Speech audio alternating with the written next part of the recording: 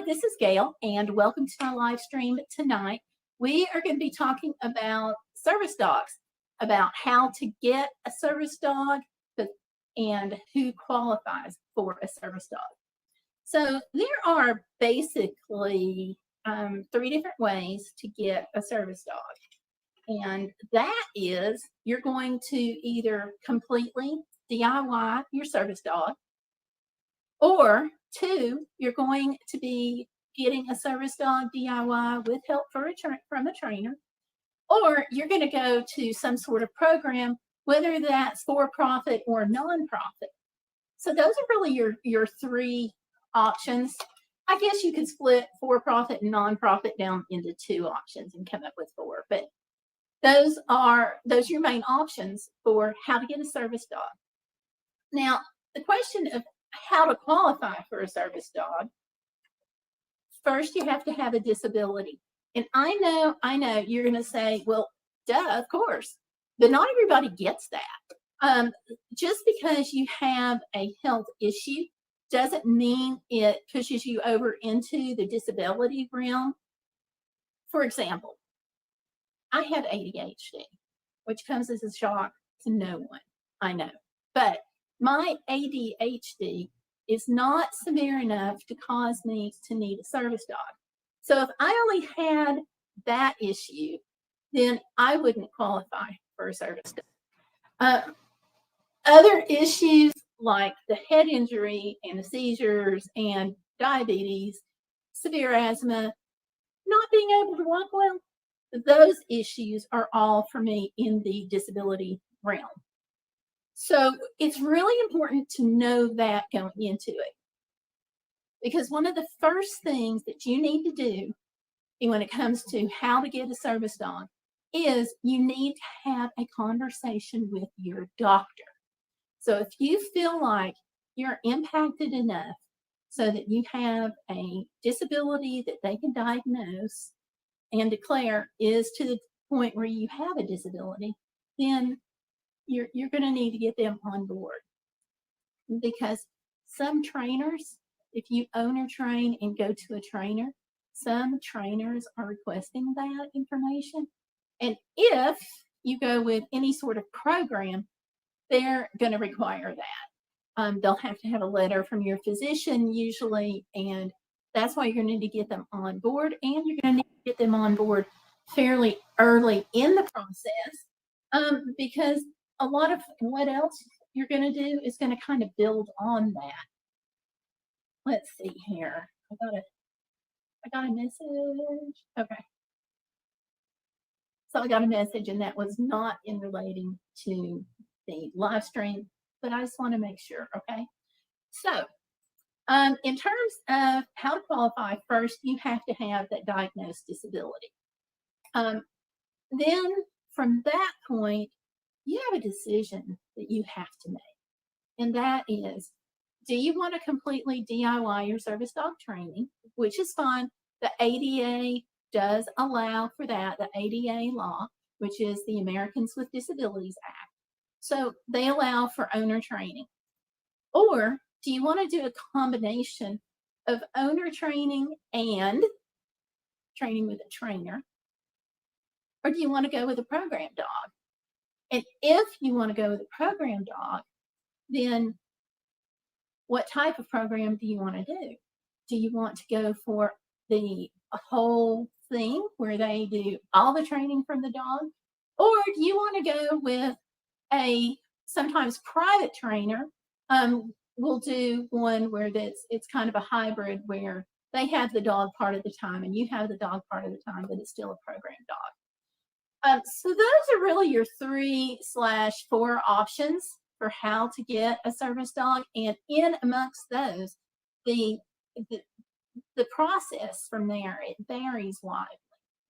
Now, I have been a service dog handler since 2007. My first service dog was owner trained with the help of trainers. My second service dog, it's about to get out here. Ice machine, like I said, right behind me. So my second service dog was completely done by a program. So I can give you a good viewpoint on both ways to do it. But first, let me go with a owner-trained dog. Hey, Tuber Chat is there. Hey, Tuber Chat, how are you? Welcome tonight. It is good to see you. You all, I love Tuber Chat. I catch as many of their live streams as possible. So if you're looking for a place to connect with other YouTubers, I highly recommend Tuber Chat. Okay. So thank you for coming in. I know you're really busy and I value that. Thank you. So the first type of service dog that we're going to talk about, the first option, is completely DIY. Share it on Reddit. Bless you. Thanks. Thank you. And anybody else that's listening, if you'll share it, that would be awesome. And don't forget to give me a like on the video, because that does help.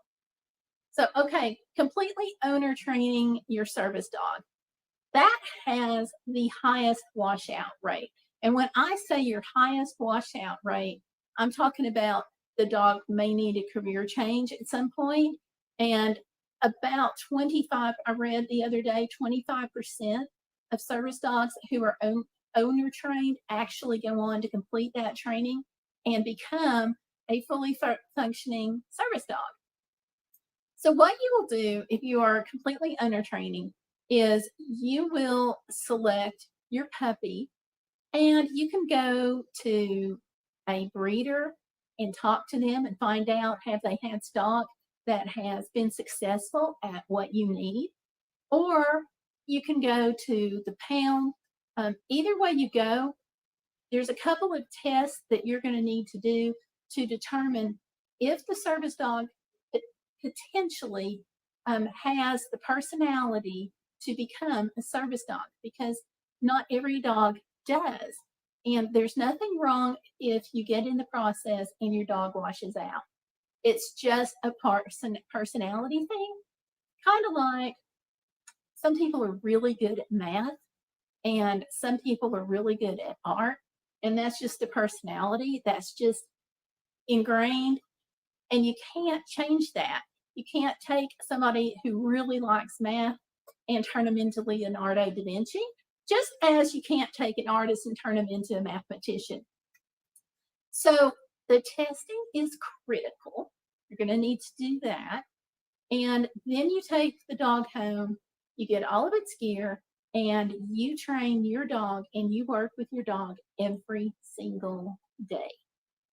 And if you go with a breeder, then I would suggest that you talk to other people who have the dogs from the breeder, and you talk to them and find out, and talk to your breeder and find out how they have been successful. And what you want to do is make sure that the dog has been successful in what you need.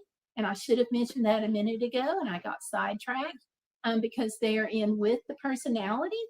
Some dogs are going to be better at alerting for like blood sugar and seizures, and some dogs are going to be better at mobility work. So what has that lineage produced? That's the first thing you want to know. So you're going to watch all the YouTube videos that you possibly can and read all the general training books that you possibly can, because this is all on you. And it's kind of a pretty scary position to be in, to know that you've got to train your medical equipment to respond correctly over 90, 95% of the time. And it's all you. So you've got to do it every single day. So that's really like the easiest process to completely DIY. With that, you don't need a doctor's note or anything like that. I do want to toss out that if you do completely DIY or you work with a trainer, do not buy one of these online registrations. You don't need them. The ADA law does not recognize them, so forget about it, okay? Once you train your dog, once your dog passes a public access test that you give the dog, then that's all you need. So save your money and use that to buy dog food, dog treats, toys, all kinds of things like that, okay? So the second thing on how to get a service dog is to go with a combination of DIY training and trainer training. So for that, you're going to want to talk with your veterinarian that you're going to use and get some ideas.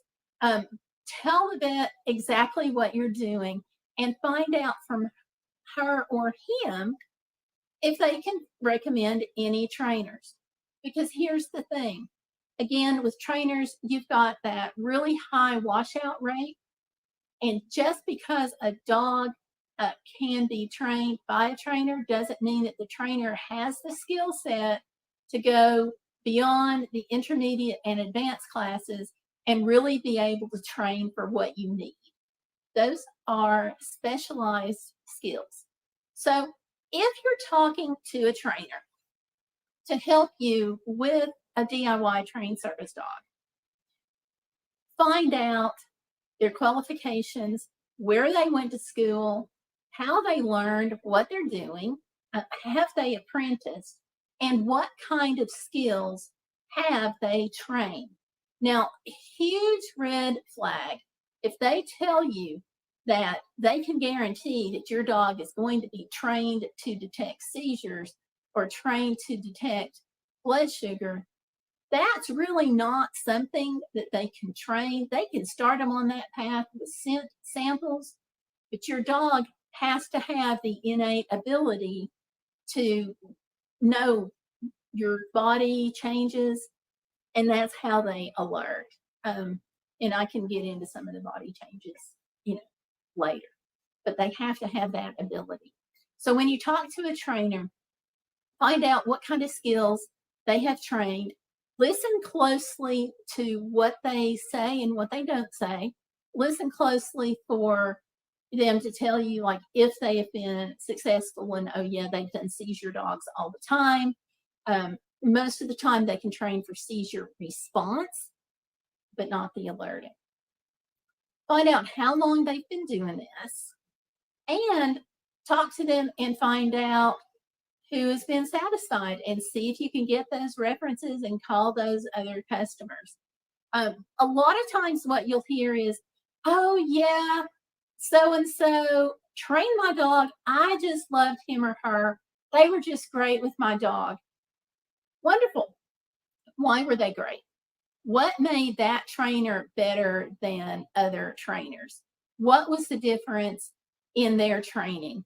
And a lot of times they'll just say, oh, he's just great or she's just great. And that's not quite enough. You want to know how and why. So with that, some trainers are requiring a letter from your doctor. A lot are not, but it's starting to be a movement.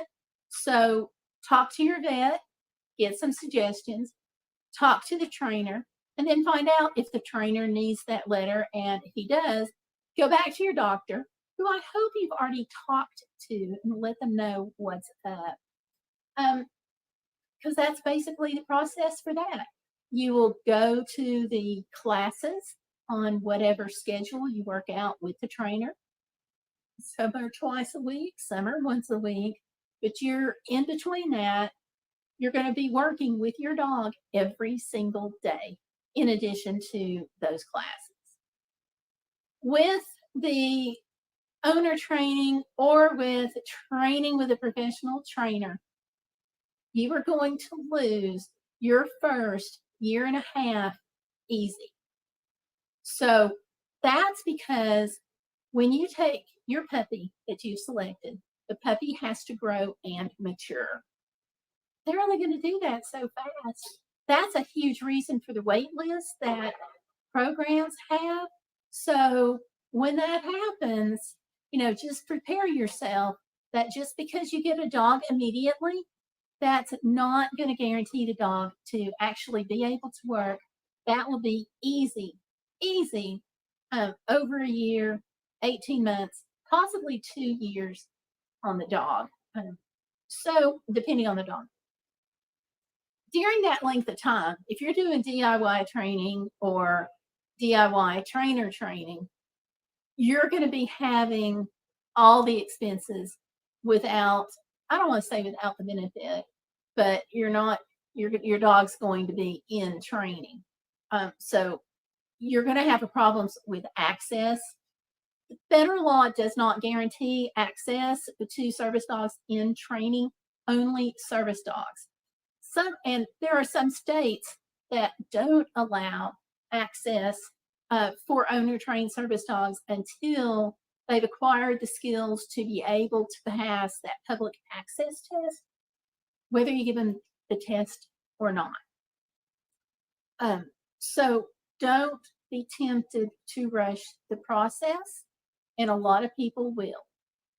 Your dog needs to be able to function well in public, no matter which way you go.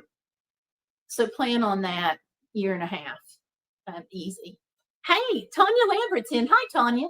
She says she did have access problems the next day after she got Archer. Uh-oh, that's not good. Do you want to talk about what happened? I've got to pull this up too. 1 second. So if you want to type about what happened, go for it.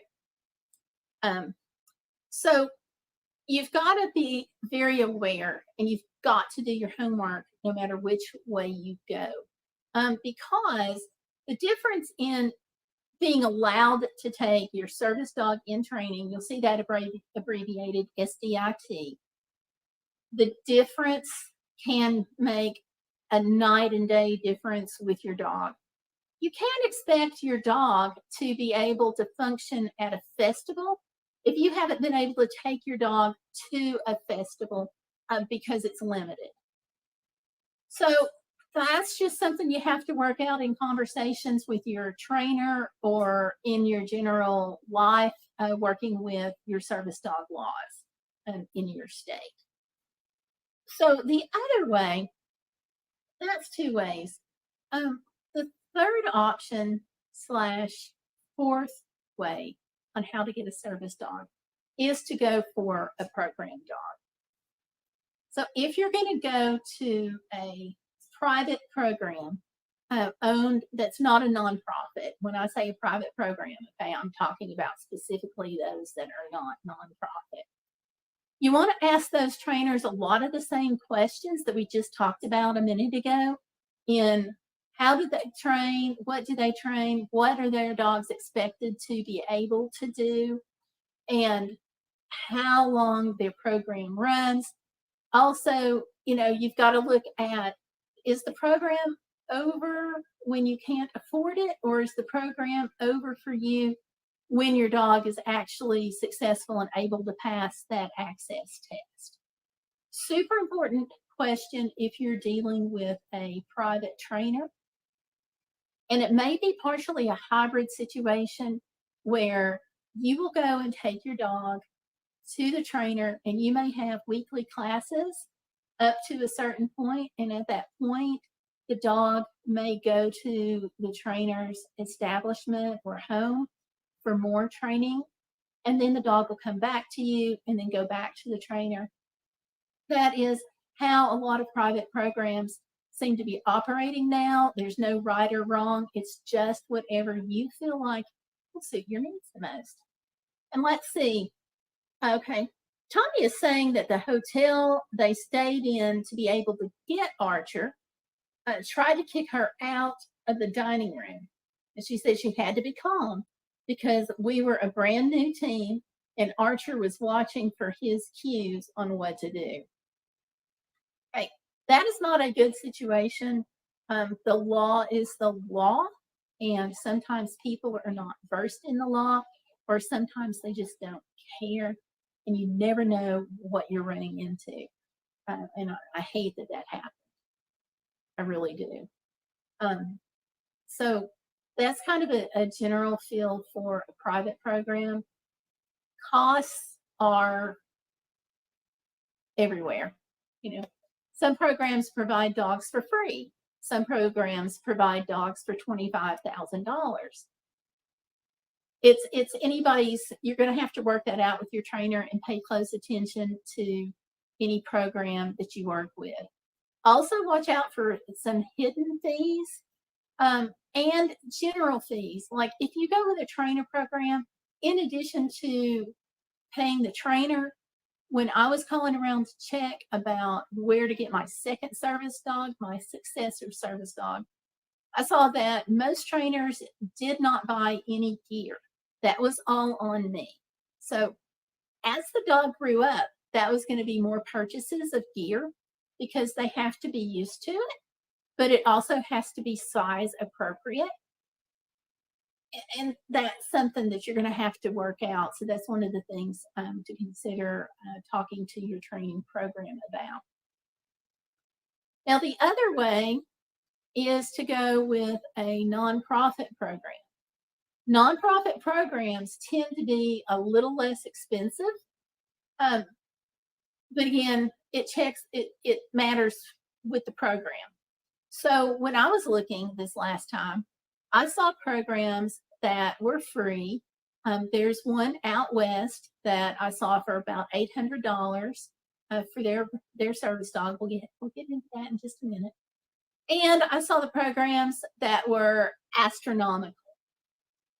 So what I did, me being me, is I put it out on the internet and I was looking around and tried to come up with what seemed to be the best.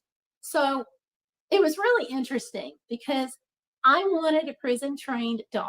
Okay. Prison trained dogs get 24/7 training. They're not getting that if I go to a class once a week. It's just a different level. So when I started researching programs that did prison dog training, Cares Inc. out of Kansas came up several times on several searches. So I put it out there. Who's gotten a dog from where? And did you like it or not? And boom, that same program, that name kept coming up. Tanya was huge in putting me together with people who could tell me about the program. So I went into this program with eyes wide open. And I strongly suggest that everybody do that when they are considering a program. So like, oh, Burger Sleuth is in. Hey, Burger Sleuth, how are you? It is good to see you.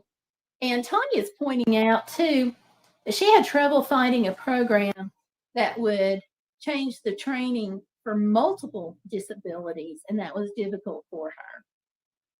And she's got an English lab named Archer, and he's retired now.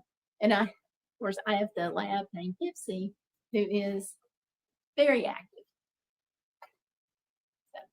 So that program, that name kept coming up. Even, and y'all are going to love this, I sell Pampered Chef now, but when I was looking for fundraising options, this woman contacted me and she's like, hey, I would love to do a fundraiser to help you get your service dog. I told everybody it was a 501c3 nonprofit organization that was set up to help fund a private organization. And she was like, I want to help. And we were talking and she's like, where are you getting your dog? And when I told her, she was like, oh my gosh, I know one of the volunteer trainers there. And it was just, things just kept falling into place. But anyway, so when you choose a program, think of some of the same questions that I talked about, okay? But you also have the addition of, do you train from your own stock or do you take donated dogs? And let's see, Tanya's saying, when you look at your organizations, don't just look at the positive, but check with your Better Business Bureau. I look at both the positive and the negative and why somebody gave that negative, just my advice. I would say Tanya's exactly on target because that was helpful for me to have talked to several people because I knew I was going in with my eyes wide open. And there's no program out there that's going to be perfect. So you have to do a lot of research. And I even pulled IRS 990 paperwork.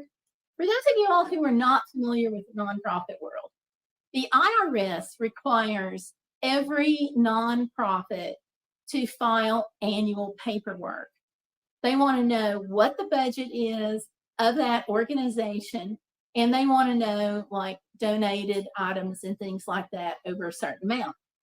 So when you go to pull the IRS 990, that tells you a lot about an organization. So you know that if an organization has large revenue, and let's say they're pulling over 50,000 a year or over 100,000 a year, that tells you they're a well-funded program and are more likely to be able to deliver. If you look at it and they've got like 1,500 in revenue, you got to start questioning, like, do they have enough in the reserve, so to speak, to be able to meet their promises to deliver a well-trained service dog? Because there are all kinds of things that go into it. And when I say that, I'm talking about the gear from birth to adult crates, small crates when they're small puppies, larger crates when they're larger dogs, and same thing with the toys and so forth. Small dog, small toy, large dog, large toy. And then as the dog grows, those things have to be provided. So look at the budget. But also check and see how many dogs has the organization placed. You also want to ask that of a private trainer, how many? Because there's a huge difference in saying, oh, we've placed some fabulous dogs, they're great dogs, and then you find out they've only placed 3 versus 300 or 3,000. Huge difference, because you want to get somebody that's as experienced as possible. So when you go with a private program, like CARES, I'll just talk about the program I chose. I looked at a bunch of programs and they pretty much all had the same requirements in the same pattern. They may have varied a little bit in like the number of references that you needed and so forth, but they were all pretty much the same. And that is, you start with your doctor. Make sure that you have a disability. And like I said, just because, like me, I have ADHD, but it's not to the disability level, the other things that are going on with me push me into the disability level. So you've got to make sure that your doctor can write a letter stating that you have a disability or disabilities and what they are. You need to find out if there's an additional cost on that. So you want to talk to your doctor and get your doctor on board first, because if you go with a private program, you're going to need that. Let me go over here to the chat right quick. Tanya says, thanks. It took me 3 years to afford my service dog and the trip. Check, are you going to have to stay somewhere for a week or 2 weeks? Because you're going to have to add that to the cost. And she says food, hotel, dog kibble, etc., etc. And then she says, it's nice to see you, Burger, and nice to see you too, Gail. And Burger Sleuth says, Tanya, nice to see you. And she says she was just trying to share from her own experience. Absolutely. And all of this is based on my experience. Don't take anything like legal, because it's not. So step 1 is going to be talk to your doctor if you're going to go with a program, because you've got to have that letter. And that letter is going to be really important later on, because it's going to be a foundation for even the IRS. And we'll talk about that too. So you've got your letter, and now you're talking to programs. So first thing, where is the program located? Is it in your city, your state? Is it on the other side of the country? Because you've got to factor that in, because as Tanya pointed out, you have to stay with the program for a week to 2 weeks. I was in Kansas for 2 weeks, and you've got to be there. And I was there for, 10, but I was there for 10 days of training, plus a day on either side. So you've got that. in addition to whatever the service dog costs are.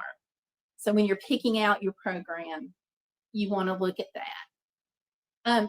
You also, obviously, costs are a big deal. You have to consider that. But your basic steps are to talk with your doctor first, and then look at your program and look at what your program requires. Okay. Your next step is usually going to be to fill out an application and some kind of application fee. And when I looked, the application fees ranged from anywhere from $25 and $50 on up to $150. Some programs built that into the cost of your dog, some did not. So you've got to make plans for that, So you've got the application to work through. The application is going to cover, why do you want your dog? That's where you go back to your doctor's letter and say, okay, well, my doctor letter says I have epilepsy, so I need a seizure response dog. We talked about my mobility with the doctor, and she's written that in. So what types of things do I need a mobility dog to do? Is it balancing, bracing, and retrieving, or is it going to be pulling a wheelchair? So you put all of that in the application, and you send it in to the service dog program, and you wait. Hopefully, while you're waiting, you're doing fundraising or doing something to put money aside, and you wait. And I don't remember how long it took CARES to get back with me. Some programs say that they will get back with you in 60 days, some 90 days, and some just say they'll get back with you whenever, and you don't know. But you apply and you wait. Then there's usually some sort of interview in person, by phone, or by Zoom/Google Meet. So you go through that. Now, if all of that works out and the program accepts you, then a lot of programs require a deposit at that point and more paperwork. So this is where your letters of reference and your letters from your boss, you may need all of that, so have several names. And the ones I looked at, some just wanted one letter, like one letter from your boss and one from a friend. Or some of them required, I was looking at an application that required 4 letters of references and another one from your boss. And the boss tells them how long you've been on the job, and hopefully your boss will mention that you're a great employee. But they're looking for the stability. That's what that's all about. So you've got that part of your application, and I know that a lot of people don't like giving their personal medical information to friends, but all of the nonprofit programs that I looked at want that information and want those letters of recommendation. So you may pick your references very carefully if it bothers you. With me, my medical stuff is all out there. So, what can I say? So then they're going to start training your dog. And depending on the program, you're going to need, after your acceptance, after your deposit. Oh, and your deposit on some organizations, oh my gosh, one of them wanted half the cost. Not really cost. They all say that you're not paying for the dog, you're paying for the training. But the total package, I'll say. One of the ones I looked at was $25,000, and they wanted $12,000 up front for deposit. Yeah, guess why I took them off my list really, really fast. Some organizations will give you an estimated amount based on what they think you can pay or fundraise, which didn't sit really well with me. So just look at all of that when you're picking out a program, because it all factors into how are you going to get your service dog. And part of that is affording it. And there's no 2 or 3 ways about it. That's just kind of how it goes. So you're usually going to have, after you're accepted, some kind of deposit. And as Tanya pointed out, and as we touched on, you're going to need to have some time at the program. Now, some of the programs that I looked at, you only had to be on site 4 days. I want to tell you, even as somebody who had the experience of a dog that was previously trained DIY and with trainers, I don't think you can learn how to work with your dog in 4 days. The dog knows all of its commands. The dog knows what the dog's got to do. You have to learn the commands and you have to learn what to expect. So, like I said, this particular program that I went through, I was there for 10 days of training. Some programs require a week. So that varies, but you got to be aware of it because that's going to factor into the amount of fundraising and so forth that you have to do. But the huge difference between going with a service dog program versus a nonprofit service dog program versus private trainers and private training program and DIY is that while you are not able to use your dog as a service dog because your dog is growing, you are not having to buy all of the equipment. So the dog toys, the dog treats, you don't have to buy any of that. It's all included with the charity program. So you think, okay, as far as costs, it's probably a lot cheaper to go with a trainer in a training program. Or it's cheaper to do a DIY. Not always. And that is based on the total cost of your program. Even factoring in being there and stuff, the organization that I went through was one of the less expensive organizations. Also, they had a pretty good track record. I saw a couple of reviews online where people liked the dog. I talked to several people who had both positive and negative experiences, and I was able, with Tanya's help and with some others, I was able to walk into that with eyes wide open, and I knew, basically to expect anything. And the same with a private trainer, I would have had to expect anything. So if you go the private training route or the DIY route and your dog washes, that's on you. You've got to go through the whole process again, select your dog, and start it all over again. If you go with a program dog, especially if it's a nonprofit dog, you have a certain amount of time where if the dog isn't going to work, you can send it back to the program and that dog is on them.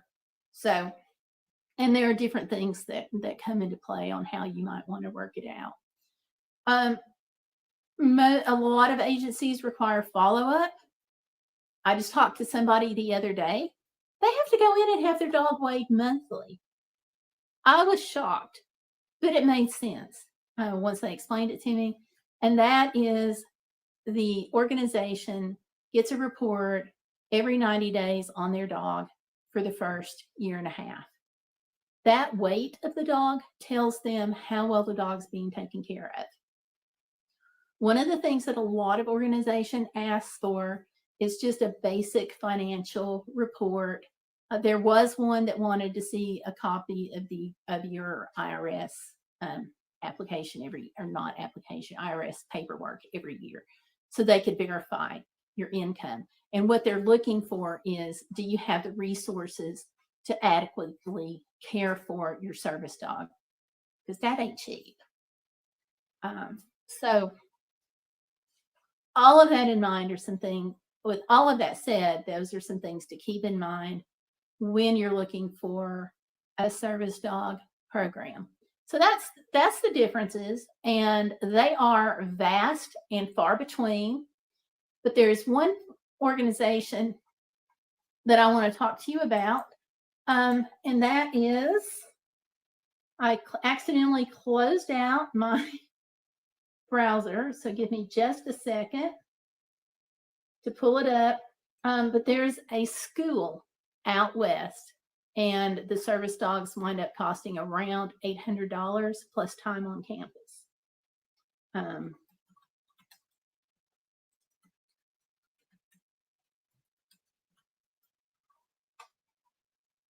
Okay, and I don't see that really fast. I'll come back and post that in the comment section a little later. But the school, I can't believe I can't think of the name of it. Anyway, and I didn't write it down. I just wrote down college. The school is out west. You do the application. You pay a $50 application fee. It is a multi-page application. And when I'm saying multi-page, I am talking about like 12 pages long. I actually may have that bookmarked in my email. Let me pull that up. I hope I do.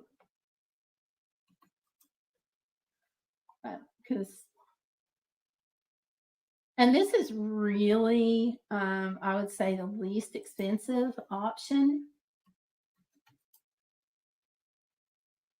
Most of your service dog places that provide the free dogs, most of them are either dogs for the blind or they're for veterans or EMS. A lot of them are PTSD dogs.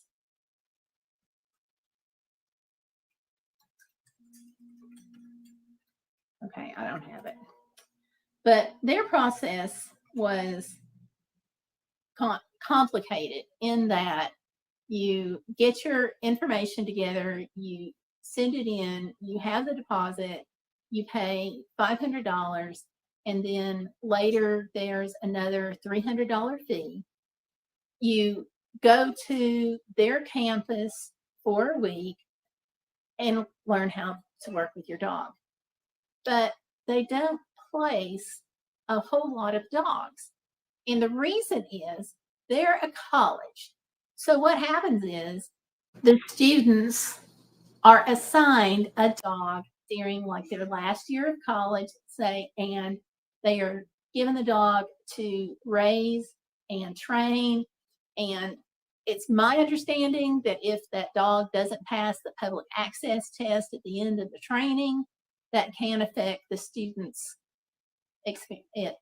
final grade. So because they work with students to teach the dogs, they're not constantly cranking them out. They go with the school calendar year.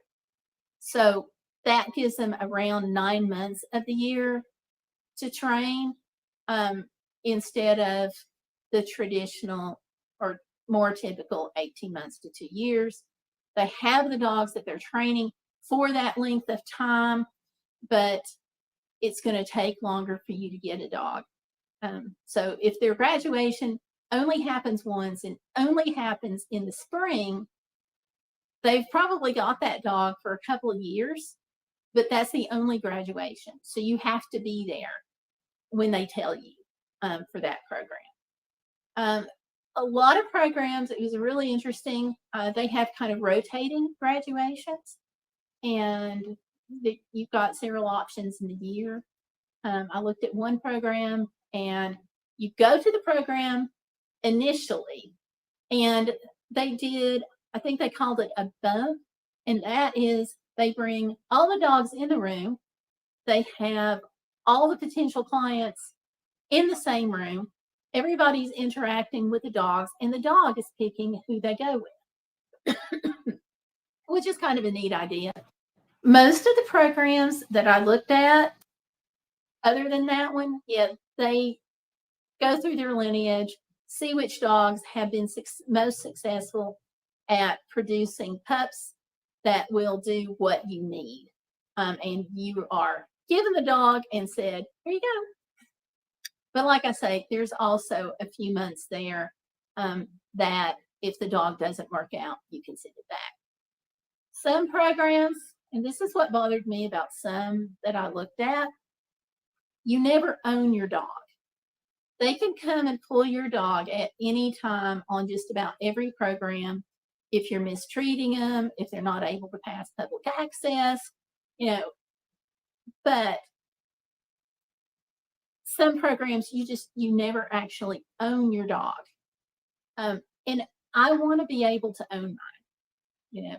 That's just me. So that's something else that you want to look at.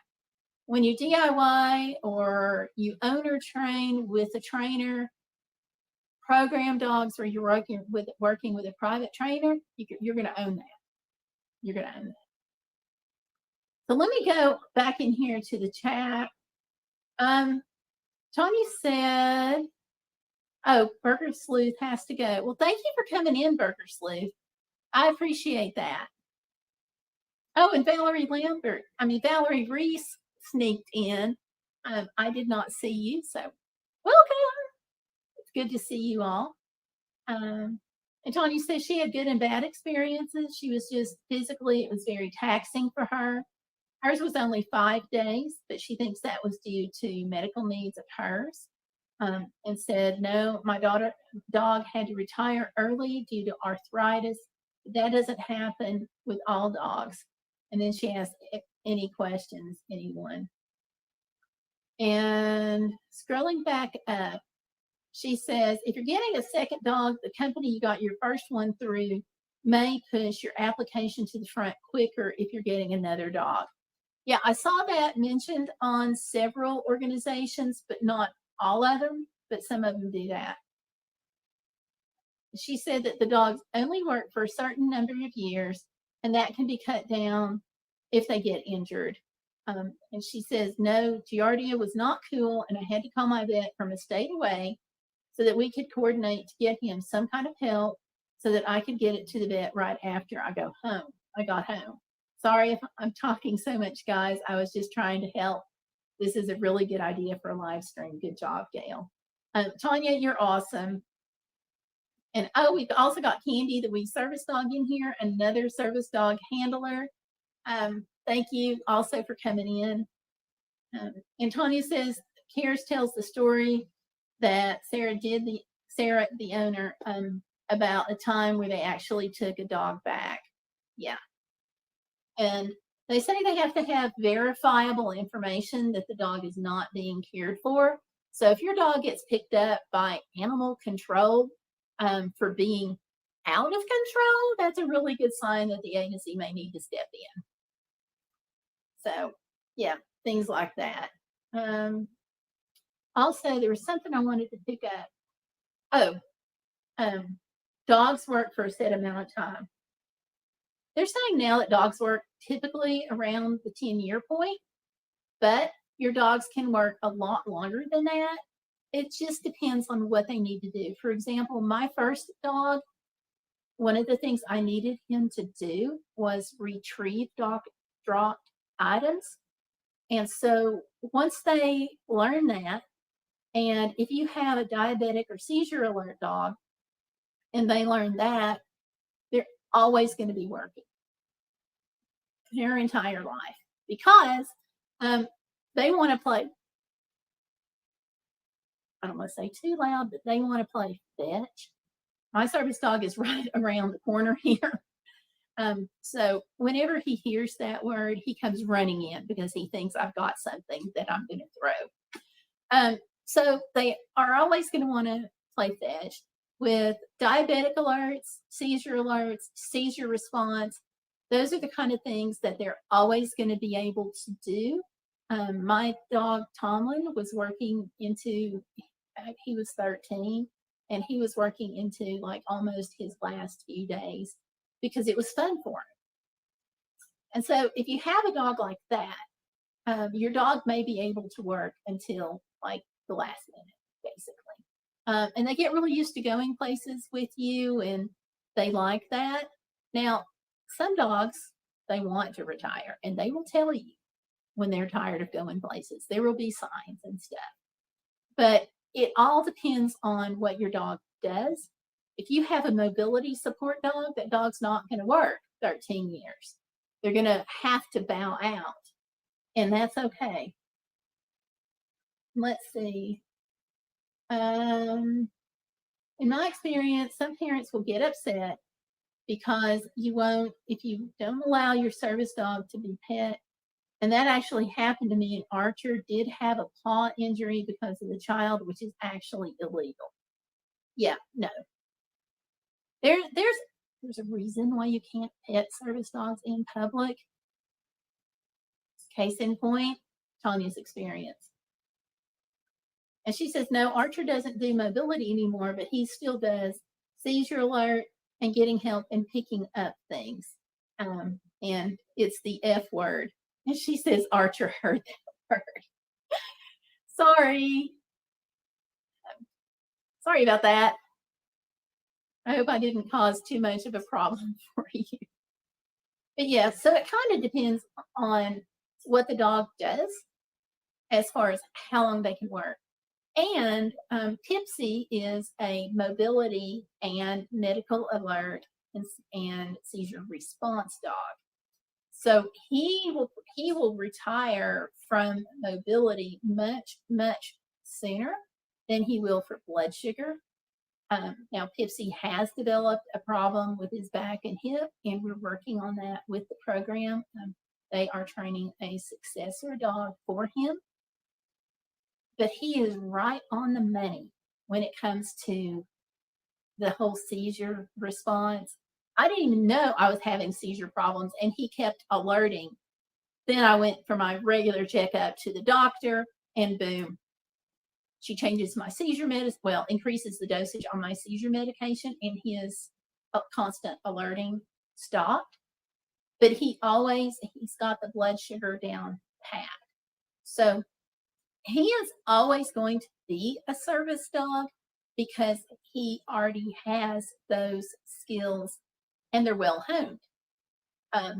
So he's always going to have that even after he retires. Now, when he retires, he is going to a fabulous situation, and they are not going to be using him as a service dog. It's just that he's still got those skills. He's actually going to my daughter. She's a vet tech. She went for a year to vet school. She's got a 5-acre farm to run around on, and he just loves my granddaughter. Absolutely adores her. So it's probably the absolute happiest dog situation that he could possibly be in. And the place that trains him also trains therapy dogs. And he's had that experience or that training. So part of what my daughter does about 4 times a year is she takes her dog that is trained to be a therapy dog, and they go get cuddles. So, yeah. Sorry, Tanya had to throw the ball down. Yeah. Candy says that her vet advises that you let your service dog work until they show no interest in going out in public anymore. And she says the reason my vet is concerned about retiring is the dog is concerned about separation anxiety. Tanya says that Archer is a mobility, seizure alert, and PTSD dog. And says, Candy, I have to hide Archer's gear in the closet because he still wants to do mobility. Aw. And Candy says, if your dog goes with you frequently in public, then stays home, that can cause separation anxiety and may need to take medication for it. Could be. And Tanya says, due to arthritis and the paw injury, Archer can no longer do mobility, but he wants to, and he's upset because he can't go in public as much because he can't walk that far. Oh, and she says Archer has a Chihuahua puppy who takes care of now. Oh, that is so sweet that he's got the puppy. So, yeah, arthritis is a challenge with service dogs. And there's actually a study being done, it's a long-term study, to determine if service dogs have more problems with arthritis than general dogs. And it's really an interesting study. So the way I found out about that, and this is not a part of how to, which program or how to qualify, but I want to push or encourage this. The IAADP, the International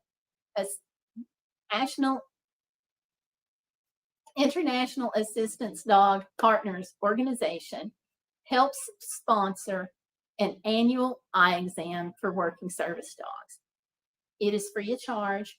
They have the veterinary ophthalmologists who volunteer their time to go and look at the service dogs. And it's every year in May.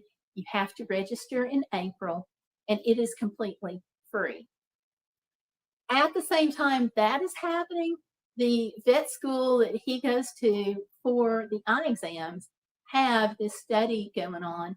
So part of what they do is there is, it looks like a conveyor belt, but it's not moving. It's just a large mat that they put on the floor, and he walks across that, and they can determine if he's putting equal pressure on his paws, which is really cute, or really good.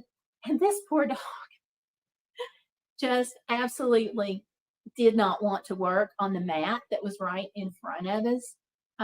And the handler was just having a really tough time. So they took him off to the side, and Pipsy, he got up there and he's like, hold my beer, or I guess hold my kibble is what we should say for dogs, right? And he just trotted along the mat like nobody's business. So it was fun to watch. He really enjoyed that. But the next year, they were able to tell that he wasn't putting quite as much pressure on one paw. So, yeah, if you're going to take him to that, make sure you have the little pebbles out of his paw that can get stuck if you do that. That wasn't Pipsy's case, but we did see a dog that had that situation. But that's free too, and they do one heck of an exam. So if you go and look at my videos and you see the one about the free eye exam, that also covers the other osteo workup, and it's great. And those both are completely free. I strongly encourage that. The other thing is, I also want to suggest the IAADP, because if you have a service dog, you can get the medication for arthritis, the preventative, the glucosamine, free of charge, but you have to be a member. So that's been really helpful to us. And like the membership fee is like $40 a year, and his Dasequin was going to be more than that a quarter. So very happy, very happy. And they got tons of other discounts.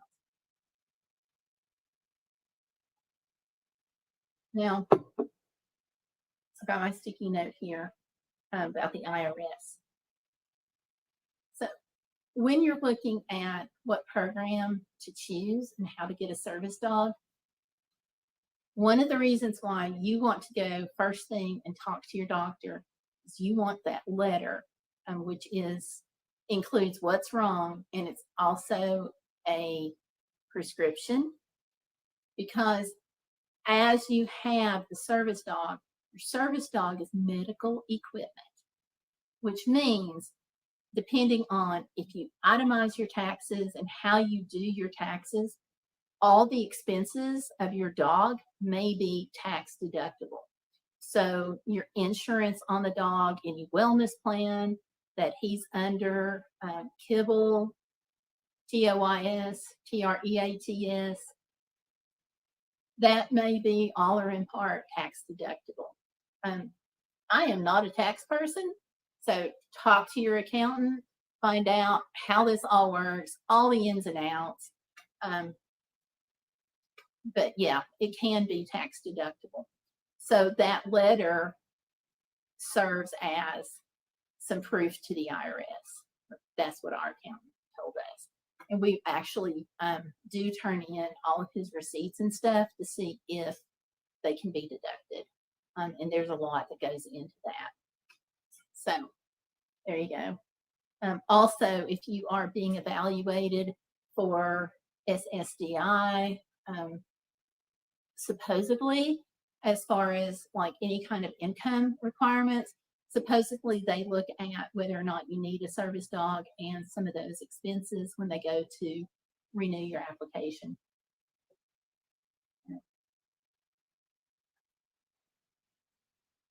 Now, if insurance just covered the dogs, we'd be okay.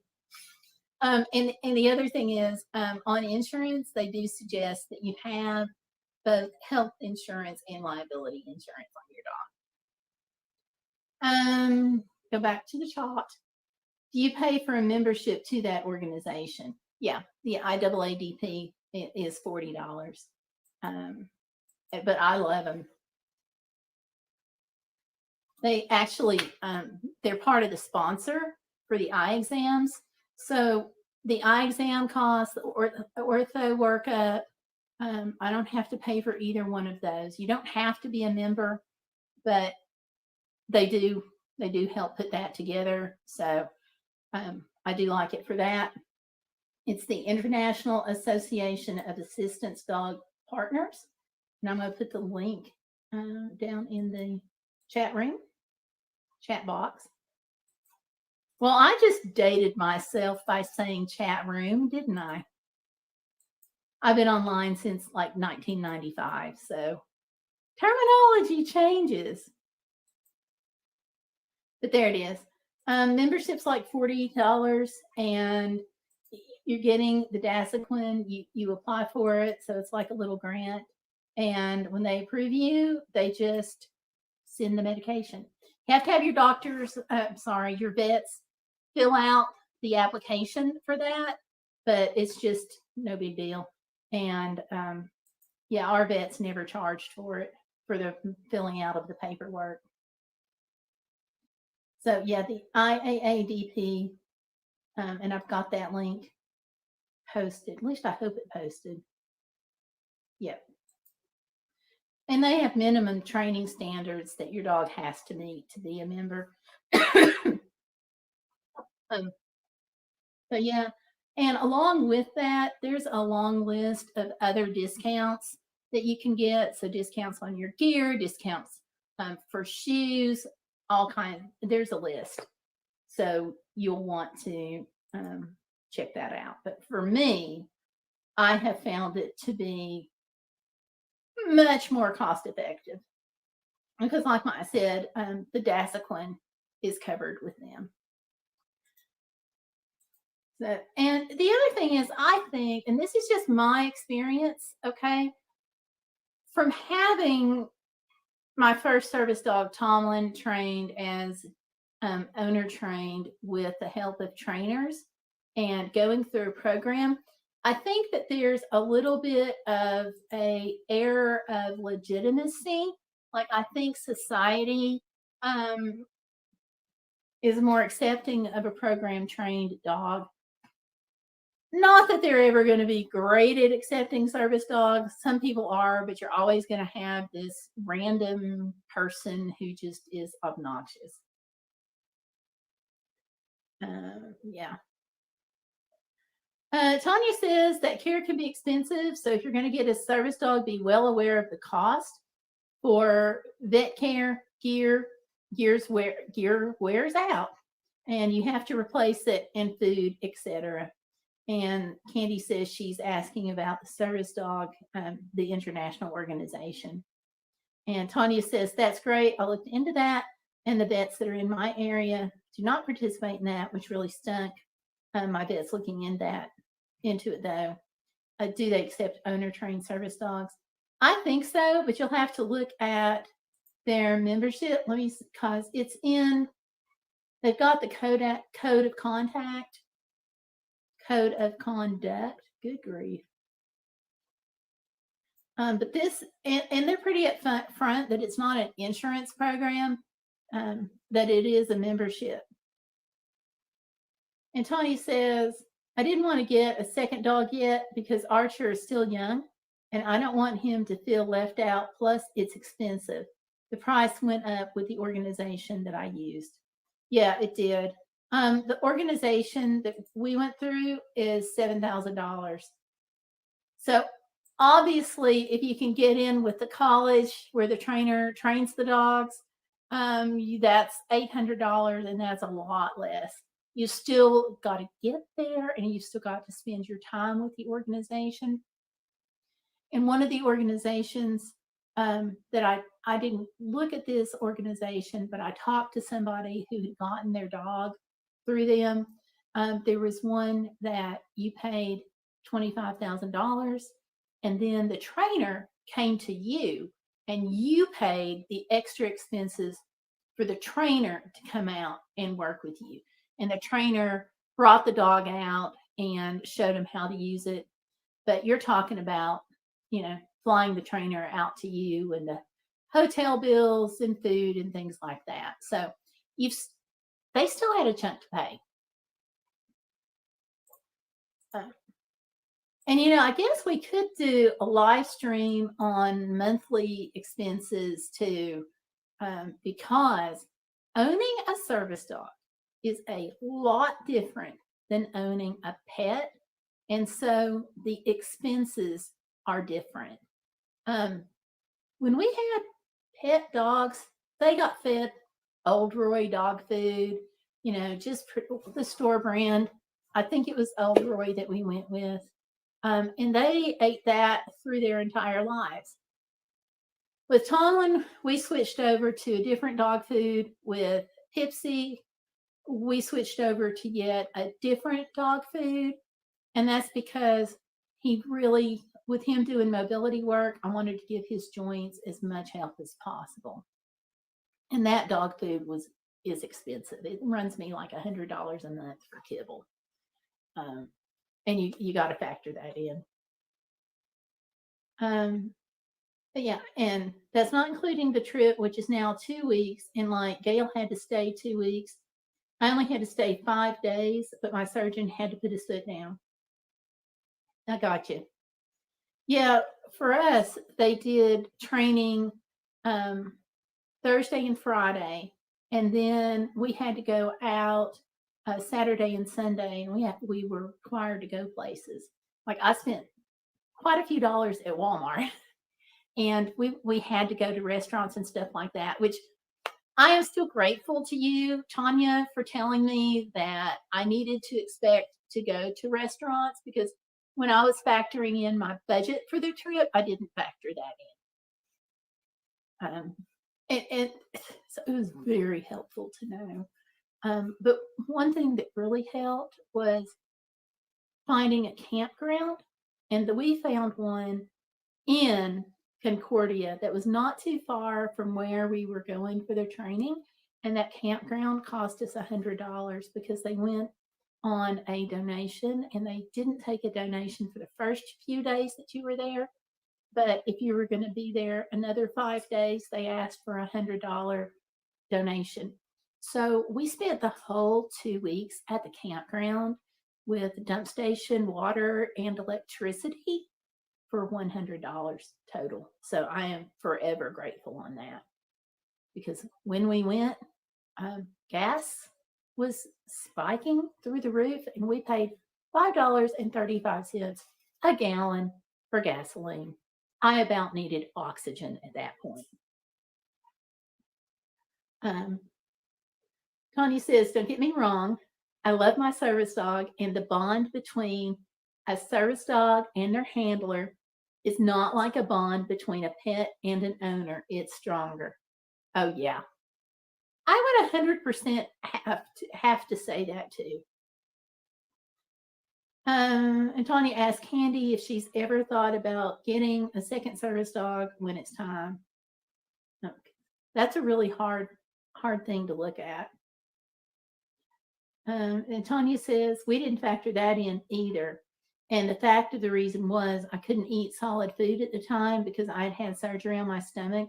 So I still had to go, and they wanted you to order. Yeah, there's some there's some peer pressure with ordering too, because when we went, they said, "Oh, don't feel pressured. You don't have to order, but you really feel like you do, um, even if it's a soda or something, iced tea, whatever it is that you want." And Tanya says, "And we, brought food from home that I could eat things that Mom and I would eat it in the hotel room, but you still had to pay for something at the restaurant." You pretty much do, even though they say don't feel obligated. You do feel obligated. So if you're going to go to a restaurant, you're going to buy something.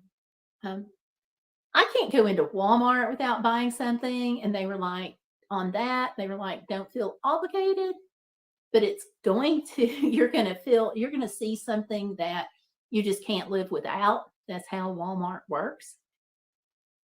But oh my gosh, we went into the mall and I grew up as a mall rat. Okay.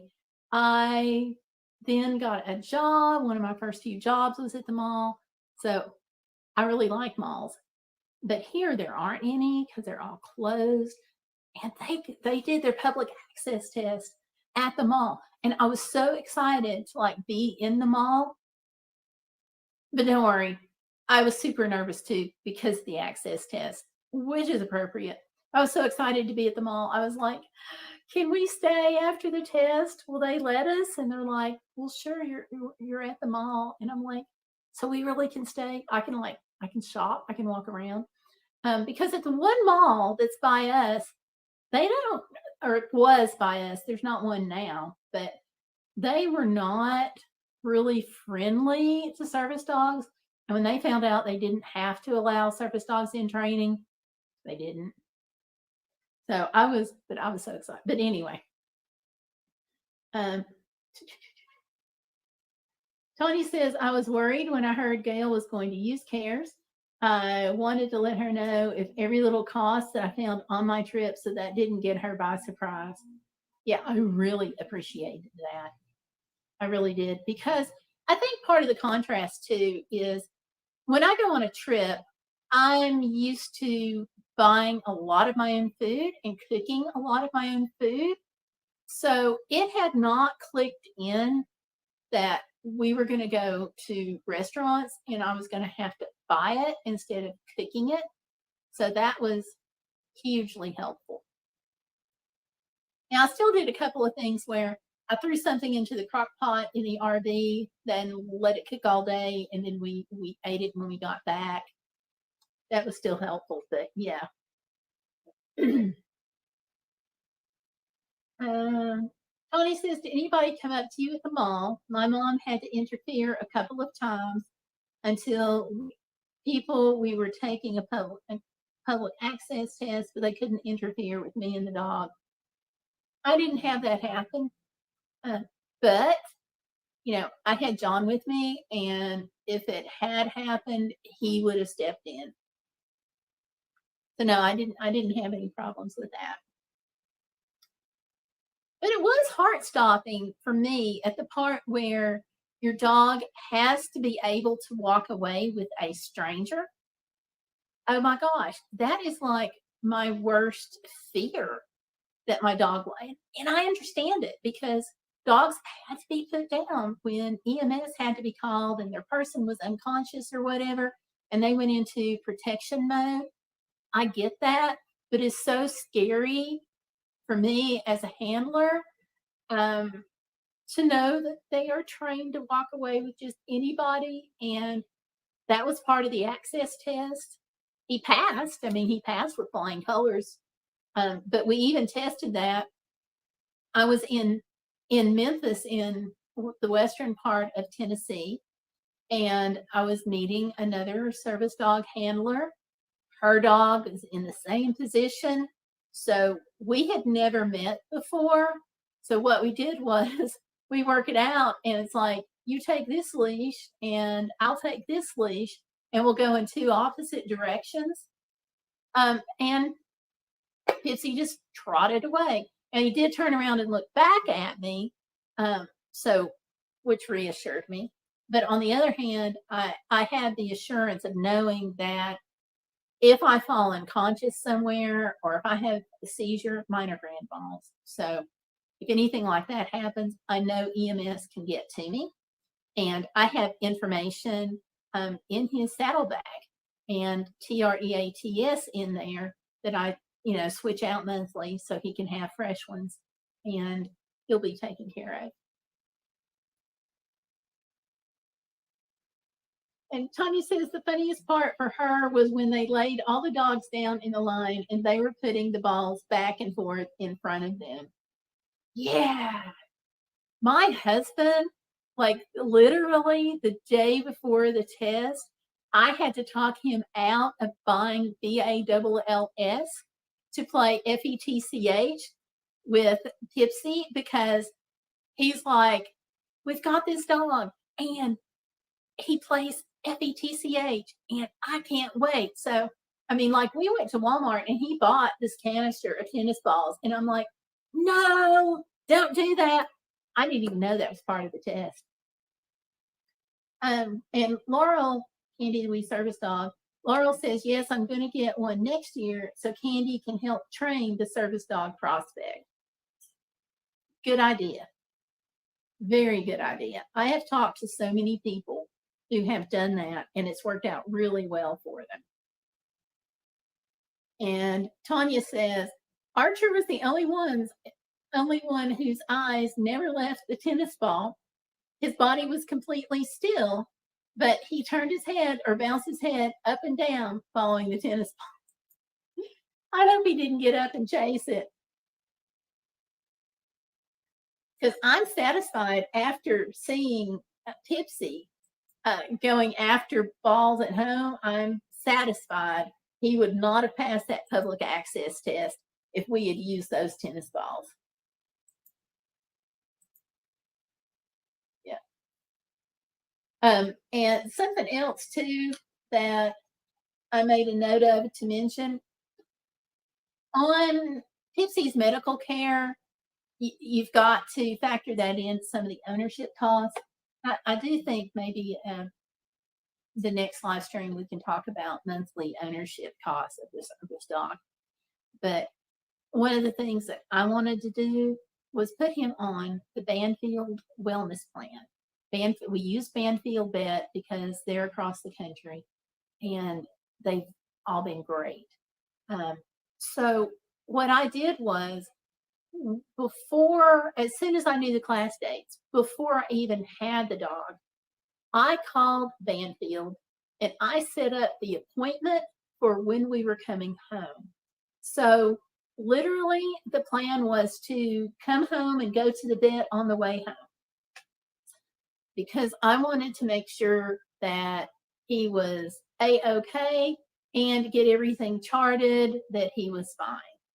Well, when I got him, he was sick and he had Campylobacter. And I think I know exactly where it came from because we had him about 2 hours before he threw up and he was throwing up part of what looked like eggshells. So I actually took a photo of it and sent it to the head trainer there that they had at the time. And she was wonderful. And she was like, oh, he's gotten into something. So I was like, he needs to be seen before I leave here. He needs to be seen. So they took him to the vet up there. So they paid his initial stuff. And then I already had the appointment with Banfield to take him to have him sit up on the wellness plan. So where I was doing that, I wound up very fortunately not having a couple of extra vet bills for him being sick. But I know that's where he got it because he was very obviously throwing up these speckled pieces of eggshell. And Candy said, Laurel with Candy the wee service dog says, I need to get Candy some goggles for her eyes when we are in the sun. The vet says Candy's eyesight is excellent. However, he says that goggles wouldn't hurt. Yeah, I've got a pair of goggles that I use on Pipsy. If they were a small size, I would send them to you because he hates them. He will not keep them on. Yeah, and she says that the vet says dogs learn quicker from another dog. I would believe that. And even in the class with CARES, Pacer was part of a group that they used to help train the next set of dogs because the dogs really learn that way. Uh, Tanya says, Archer, he's totally different dog when he's working, even here at the house. When he's only working at the house, when he thinks he needs to do something, the playful puppy leaves. Yeah. Yeah, I can see that. Because with Pipsy, I take his harness off and he knows it's PLAY time. And I shouldn't have done this the other day, but we were at church and we saw a lady that he knew at church, and he went running up to her and he sat down and his little tail's just a wagging. I should have moved him about a foot every minute so I could have gotten that ground swept off with his tail, that kind of thing. And he was sitting there and he was perfect gentleman except for the tail going.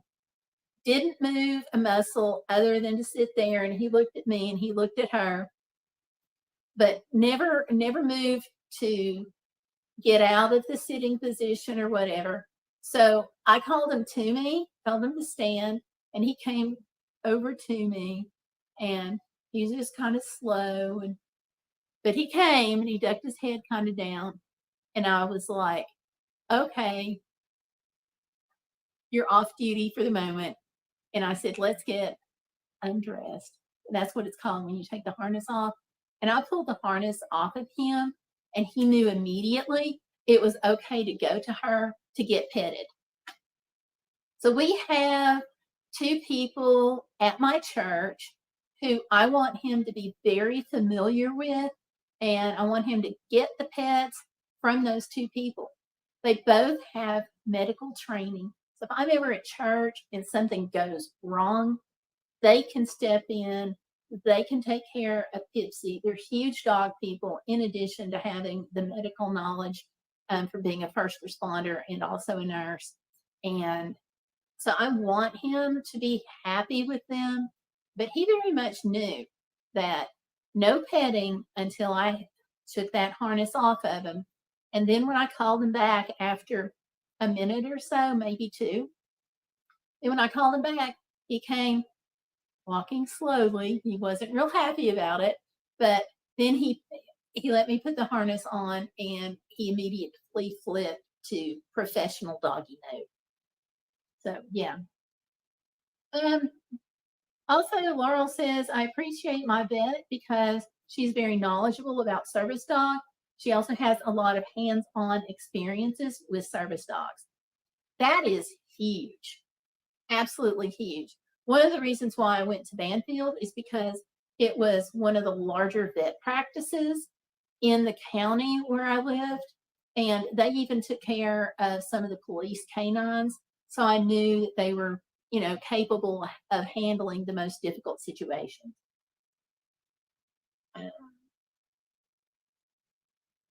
Tony says, it sounds like you got an excellent veterinarian there. Yeah, I think we both do. Actually, all 3 of us, from what I heard you say about your vet care, Laurel's vet care, I'm very happy with Banfield, and he's on their wellness plan. And one of the reasons why I like the wellness plan is because he can go in if he needs to go 30 times in a month. There's no office fee for that. So we had to pay up front, to get him established at first, but yeah, there was no office fee. Okay, Laurel's saying that she explained to people that Candy is working 24/7. Yeah, they do. I especially like, I think even after they retire, as far as Pipsy's concerned, because if he retires, because he's got the ability to be right on the money with blood sugars, I think that he'll always work. Now, I didn't need or want a blood sugar dog. Was not on the list. I didn't need it. I needed mobility work. And so I feel kind of guilty because I have him and he is such a great blood sugar alert dog. He just has the whole diabetes thing nailed down. Let's see. And Tanya says, yeah, it's different. I think all service dogs to a point of working 24/7, but there's times when they can play. It's just that we don't want Archer in the house because he's so big, he plays outside. I can understand that. We didn't let Tomlin play inside that much. You know, Pipsy's a 65-pound lab. That's a lot different than an 85-pound husky mix. So yeah, Tomlin went outdoors. Antonia says, yeah, when my vet, when Archer got injured, we were at a store and he actually drove to the store to take care of Archer and bring him back to the vet practice and made sure Archer was going to be okay. And he made sure that the lady whose child hurt Archer had to pay the vet bill. Good. I'm glad for that.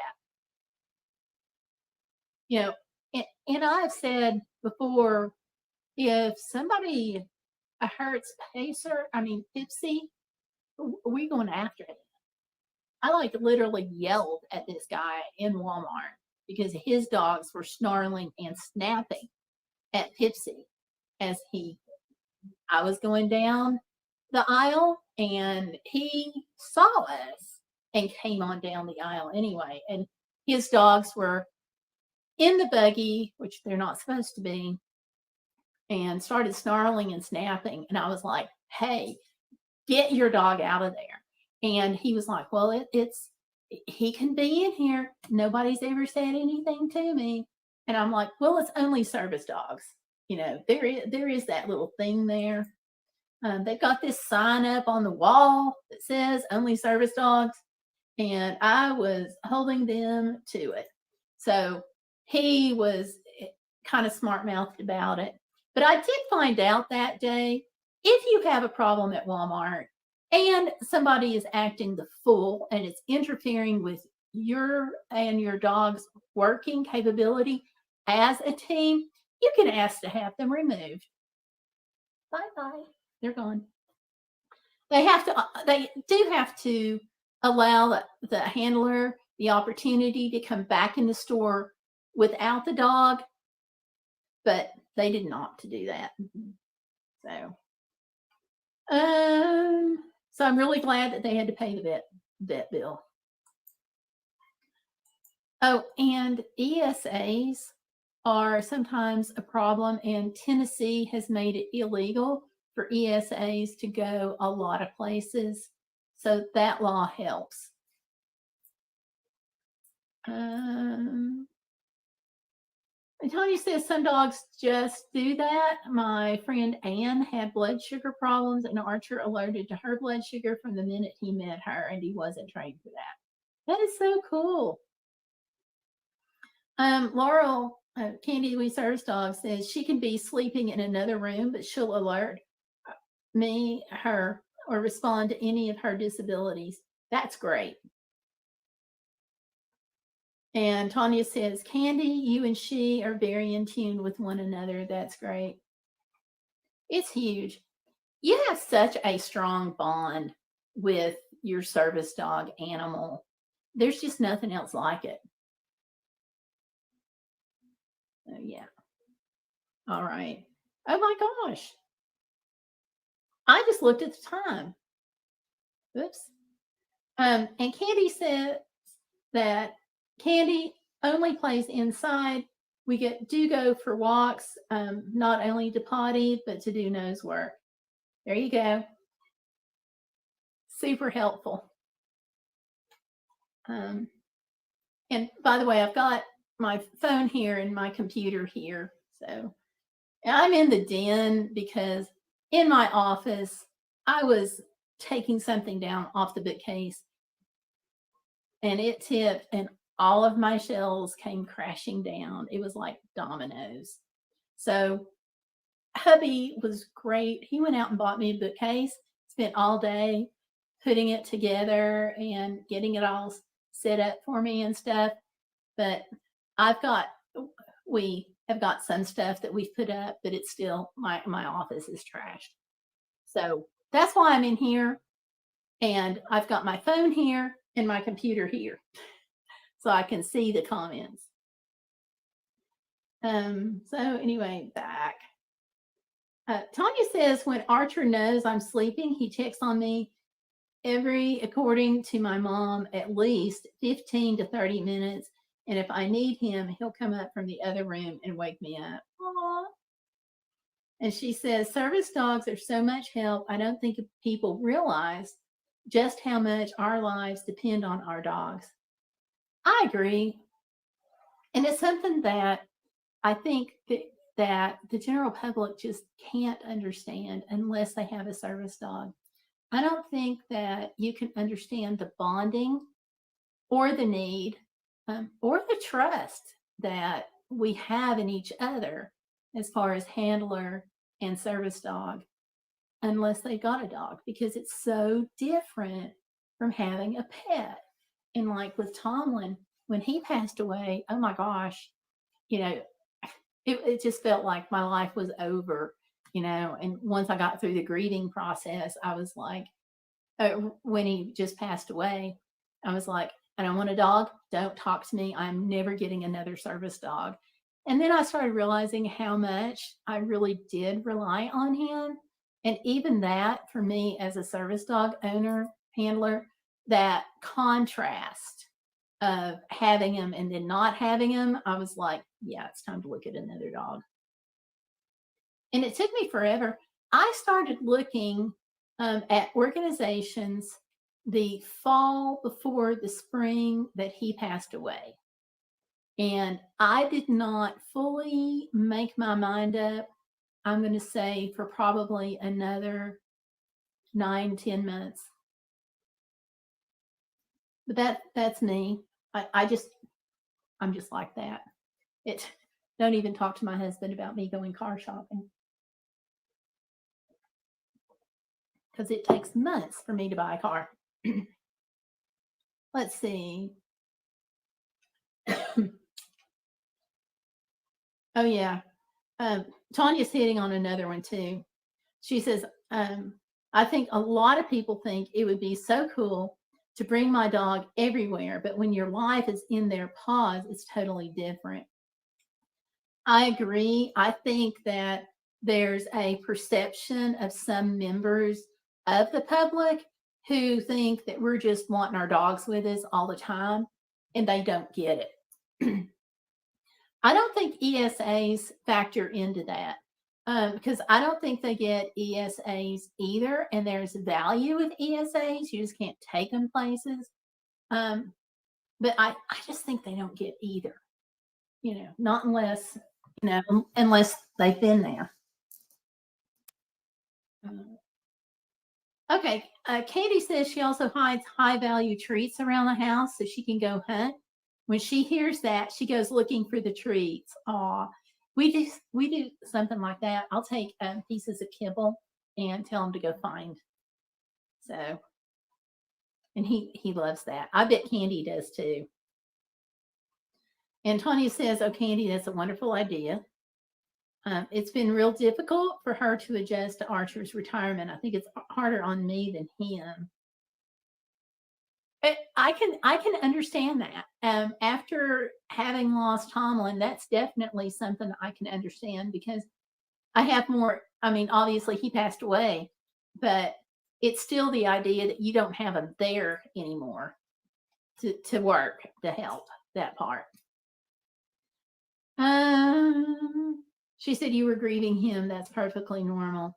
Yeah. And because the bond was stronger, I actually feel like I grieved harder, because it was not like when our pets passed away, I was sad.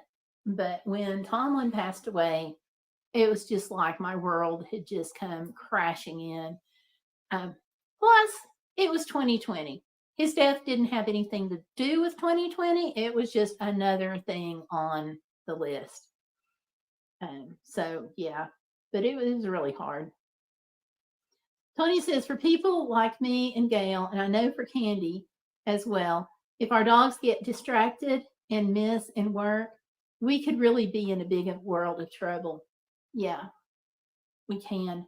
And actually, I think it's when, and I don't know if I'm just seeing the difference because Tomlin didn't wear a harness, but of the two, people still bother me a lot with Pipsy, but it's easier for me to say, hey, don't call him because he's doing balance work.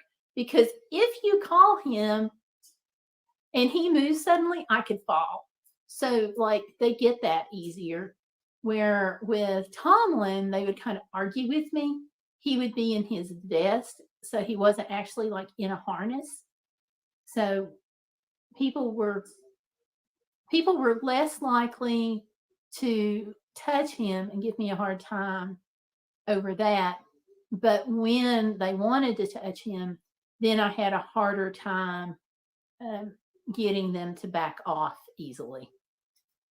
Which with Pipsy, when I tell him, hey, he's doing balance work, and if I let you pet him, if he starts to go to you, I can fall because see, I'm holding on to his harness. That's what his little handle is for. They get that. And I know that, Laurel, you've talked before about somebody just coming up and grabbing your dog. That would horrify me. I only had one time when this little kid, and he couldn't have been more than 4 years old, he came up and he just threw himself on Tipsy, and he was like, dog, and he was so excited, and he just like totally threw himself on the dog. And fortunately there was a table right there I could put my hand down and balance really quick because the kid was so excited about seeing a dog in a restaurant. And his dad, when he saw what was going on, his dad was horrified. He was just like so apologetic.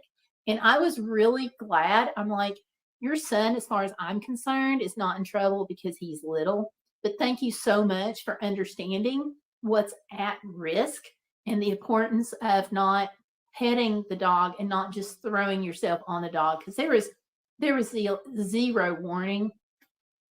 I don't know about you all, but for me, when a child does that, it's a lot easier to handle. Let's see. And Candy is saying at night, Candy must be touching some part of my body. If I move away while sleeping, she moves closer to me. That makes sense. And Tanya says, we have school where he teaches the other dogs manners for high value treats. That's cool. And let me clarify for people, high value treats don't necessarily mean expensive treats. We're not talking about the dollar value. We're talking about how much your dog likes the treats. Tony said, I had a sign on the harness that said, do not pet, and they would still call it fly-by petting. Yeah, I have that too. I actually put my GoPro, fake GoPro, on him on the harness and caught several people doing the drive-by or fly-by petting. Not happy. Tanya says, where they're walking, but they'll reach out and to do a quick pet. Yep. They just walk by and start stroking the head as they go past. And then Laurel's saying, Tanya, Candy does this to know if my hiatal is getting ready to flare up. And Tanya says, Archer does the same thing. I think it's so he can tell if I start having a seizure while he's asleep. Ipsy did some of that. I would say he did some of that until about 3 months ago. And then I think he just fell off the bed enough times that he's just like over it. So he will come and he'll get on the bed, but he will curl up at the foot of the bed. But he's still there if I need him. He's just not like, up toward the front touching me or, on the outside of me trying to get on and off the bed that way. And Candy's saying, yes, this was in a neighborhood grocery store, and this woman comes behind me and grabs Candy, shaking her and baby talks. Yeah, I haven't had that. And I think it's because it's a harness, not a vest. And Tanya says, whoops, sorry about that. I just kicked the camera there. Tanya says, I had one lady try to take him from me at Walmart. My mom had to intervene, and another lady actually called the cops on me saying I stole her service dog. And Cares gave us a little badge with our picture and the dog's picture and the date and stuff. That's what I had to use to prove that he was my dog to the police. Oh my stars. We would be having a throwdown in the parking lot. Literally. Like, I think my temper would be so riled up by that because, we were in a situation with Tomlin where he was attacked by another service dog. And I said at the time, and I meant it then, and I meant it now, I'm not taking up with, I'm not, I just can't imagine. We would be having a smackdown, I'm certain. And bless his heart, my poor husband, he just, like, when I really yelled at the couple in Walmart that had the dog, he just was like horrified, absolutely horrified. And I'm like, their dog is snapping and growling. I was really concerned that the dog was going to come out of the buggy. But, I was videotaping because, that's what I do so much of the time. So the camera was already going. And let's see. Tony says, how did you handle that, Candy? That would have made me blow my top. And Tanya says, I had more anxiety than temper. It caused a massive panic attack. So Archer was more involved in calming me down, and I kind of blocked out the cop. Well, I'm glad.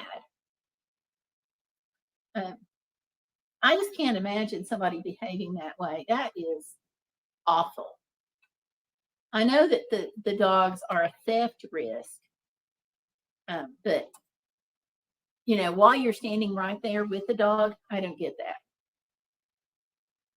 That was way out of line. So did the police take her off to jail or give her a citation, or did they just talk to her, the person who tried taking your dog?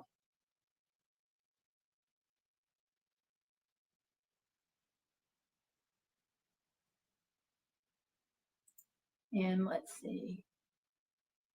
Tanya says, have you two ever had someone try to feed him at the restaurant, try to feed your service dog? I had that happen. And it was the restaurant manager that tried doing that. And he meant well, but I did do it in a way that I don't think he's going to try to feed another dog. And that is, he came up and he's like, yeah, I've got something that I know the dog's going to like. And as he says that, he's like putting his hand in front of Pipsy's nose, which is stupid. You don't want to really do that to any other dog. And I said, no, don't do that. And the guy's like, well, it's only chicken. And I was like, but he's allergic to it. And I said, I don't think anybody or the health department is going to want to throw an up dog, it's a sick dog, in the restaurant. And he just jerked his hand back at that point. He's like, oh. And I'm like, yeah, he's got tons of allergies. And the manager didn't realize that dogs can have allergies. And I kind of laid it on a little thick. And I'm like, oh, yeah. And if they get into something that their stomach can't handle because it's an allergy, they just start throwing up everywhere. He was like, oh. So I don't think he's going to try that again.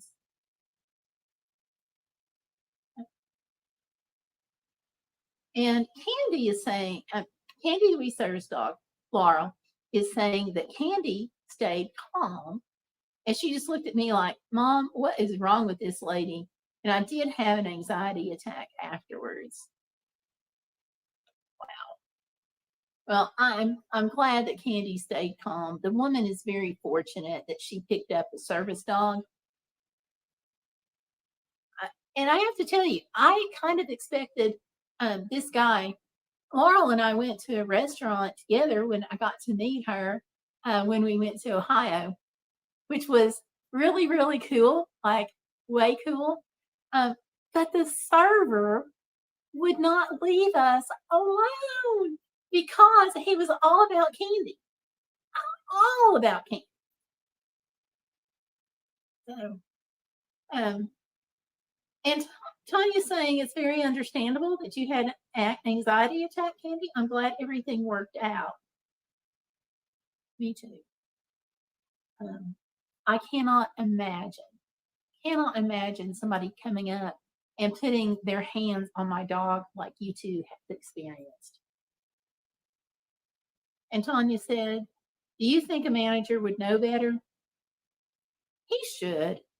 He should. And common sense ought to kick in sometime. I mean, from the time that I was a little girl, my family was always, you don't approach a strange dog. A strange dog is defined by a dog that you don't know. So you don't approach them. You don't pet them. You certainly wouldn't feed them because you don't know the dog. And it's like people see service dogs and they perceive them as being safe. And it's like their brain just shuts down and they want to pet the service dog. Let's see. And Candy says, I do have both panic attacks and anxiety attacks. No, the manager told her to leave and not come back for a week to have a cooling off period. Yes, I am glad the manager did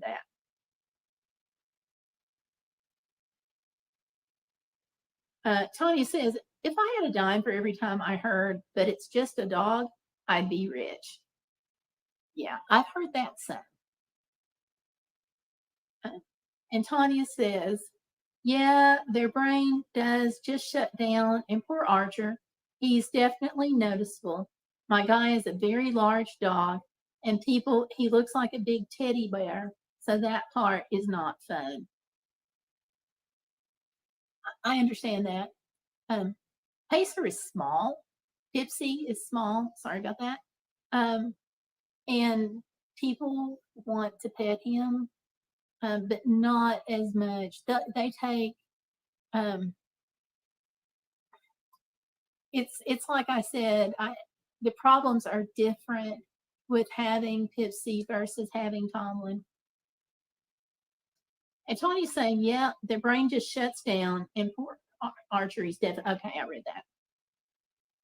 I did have a situation with Tomlin when we were at a conference. This woman just kept looking at me, and you could tell she was getting upset about something, but I had no idea what. And I was sitting on the back bench, and she gets up, she goes to the water cooler, and she gets a cup of water. And I saw her walking toward us, and there was this big opening because it was designed for people who were handicapped to sit back on this back row. So there was a lot of space. I would say probably 4 theater rows of space, if you can imagine that whole section being out and me being on the very back area, and then there being at least 4 like theater sections out. And then she just walked up and she just put her hand right in front of Tomlin's nose and starts with this cup of water. And I just pulled him back. I was like, no. But she had been kind of huffing and was drawing some attention to herself. So I had kind of been watching her. So I knew she didn't put anything in the water, but you never know this day and age. But I yelled at her too. I was like, don't put your hand in front of a strange dog's nose. But anyway, yeah. And Candy says, yep, that waiter kept coming over. She's talking about the restaurant where we met. Yep, the waiter kept coming over to play with her. I didn't want to ruin our meal. Otherwise, I would have asked the manager to educate him in service dog etiquette. Oh, no, that would have been fine. People in town know my dog's name, but they don't know mine. That's okay. Here, it's a small town, and with John doing the job that he does, they know both of us. Yeah. Or sometimes it's high main because he's high maintenance. But that's okay. Yeah, we have some interesting situations that we get into with our service dogs, don't we? They're a huge help, enormous help, but really the public just needs to get a grip. And I do have a funny story about having Tomlin and having somebody that wanted to pet him. There were these two little girls, and they were so sweet. But I didn't know that there was two of them. I thought there was just one. So she came over and she asked very nicely, and we were on our way out the door. And she asked very nicely, could she please pet Tomlin? And I said, well, if you wait for me to get out of the door and take his vest off of him, then yes, I'll let you pet him. And we were at the Bass Pro in Kodak, which is very relevant to the story. So we went to Bass Pro in Memphis, and which is relevant. So we go on outside the door, and I take his vest off, and she pets him, which of course he adored. And he's like rolling on his back and everything, so she can, get his tummy really good and stuff, just playing it up. And she was loving it too. So she had to go, and her mom was like, we got to go out to the car and stuff.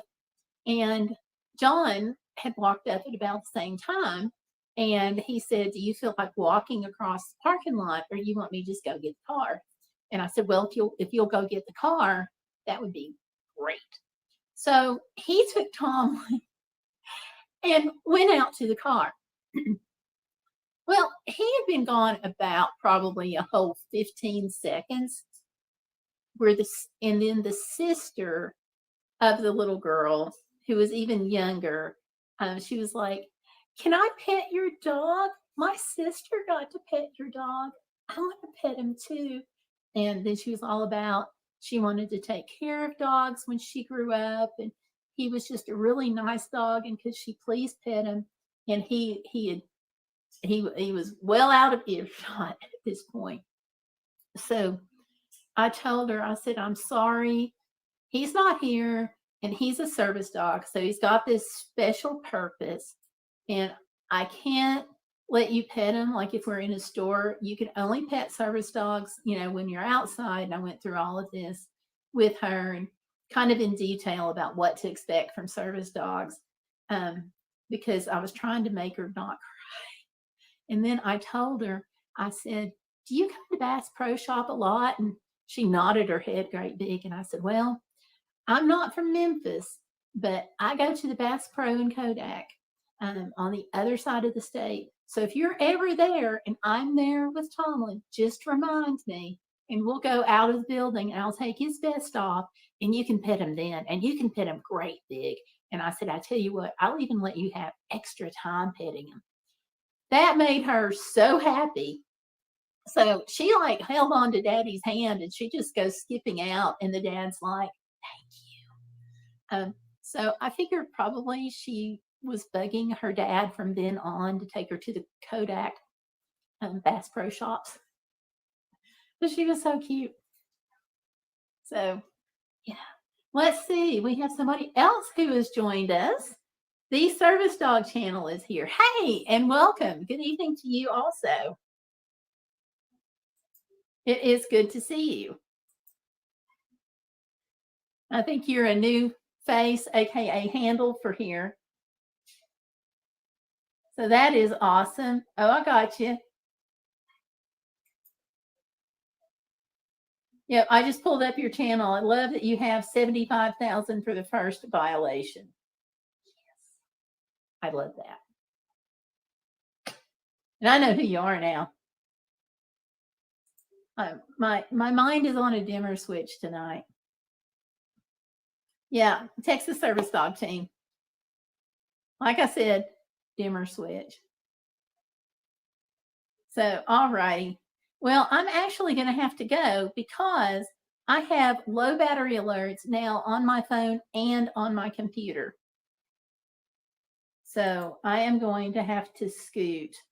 But I'll be back 7:30 Saturday.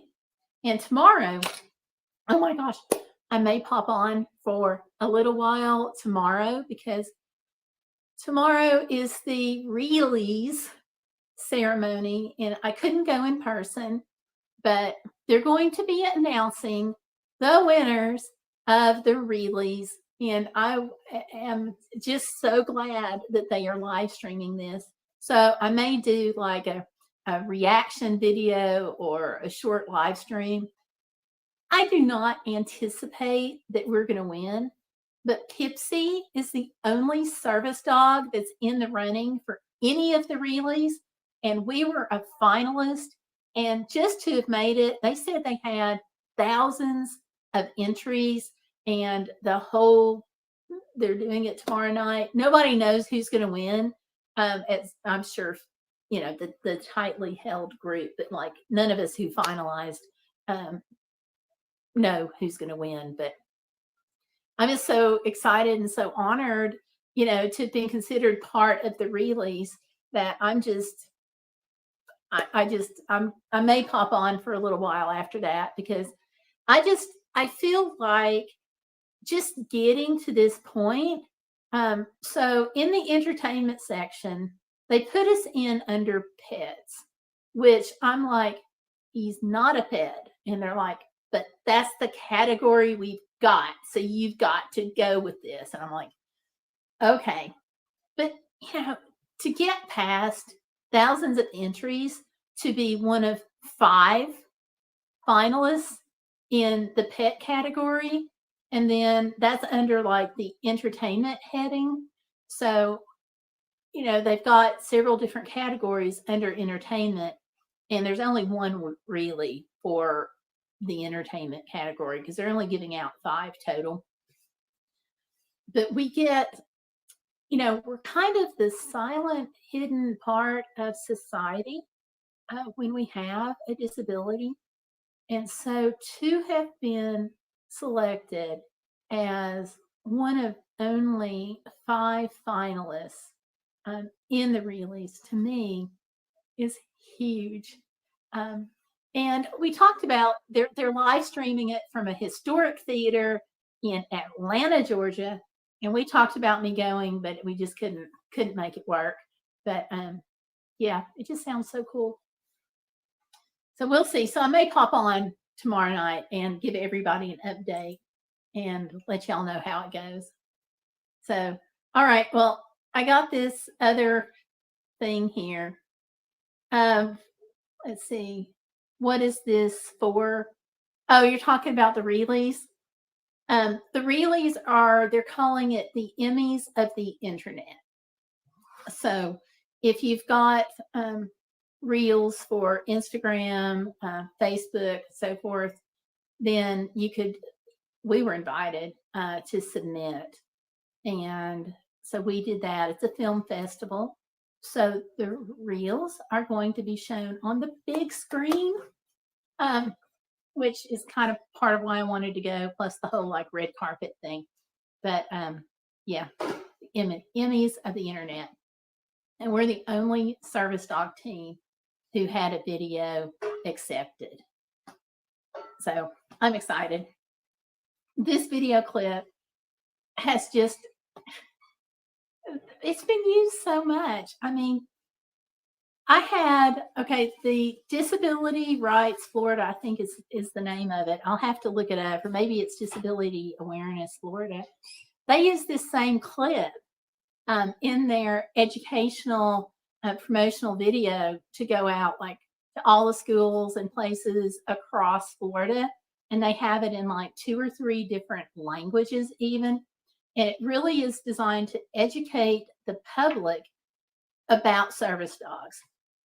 So it's the clip, and you can probably find it. It's a shorts that I also uploaded as a reel, and he is pulling on my shirt because I'm having a high blood sugar reaction, and he has 2 different types of alerts. So for the high blood sugar, which doesn't usually happen unless I'm on steroids for my lungs, which I was, he kept coming over and tugging on my shirt. And I was like, no, Leaveit, don't do that. You know, you can't, blah, blah, blah. And he kept doing it. So then I realized he was dragging me over to the corner of the kitchen where I keep my blood sugar kit. And I knew it wasn't low, but I'm like, oh, okay, I'll just go ahead and check it. And boom, it was high. I happened to be videotaping something else, and I got that too. And I sat down and I was like, you know, I was going to show how to do, you know, some cooking on the grill. But anyway, so it was high and I had no idea. But that clip has been used for disability awareness down in Florida, and now the release. So, yeah. So I'm just so thrilled to be picked. To pick to be a finalist. If I actually, if he and I win a release, I'm going to have oxygen or something. I don't know that I can handle it. And there's some press releases involved for afterwards too. So lots of education. Let's see, Candy says, thank you, Gail, for the extended live stream tonight. If you do post something tomorrow, I will watch it. Yay, thank you. You have to register to be able to get the link to watch. So I'll send you, I'll just post the link in a little while about registering, but I think I may have to plug in my computer for a minute too, because there it goes. There goes the computer. So my phone will be right behind it. So let me go ahead and go. But thank you all for hanging out. It's been great talking to you. So thank you all so much for hanging out. And I will see you next Saturday. And I've got 90 seconds about on my battery. So I'll talk to you later. Good night, you all.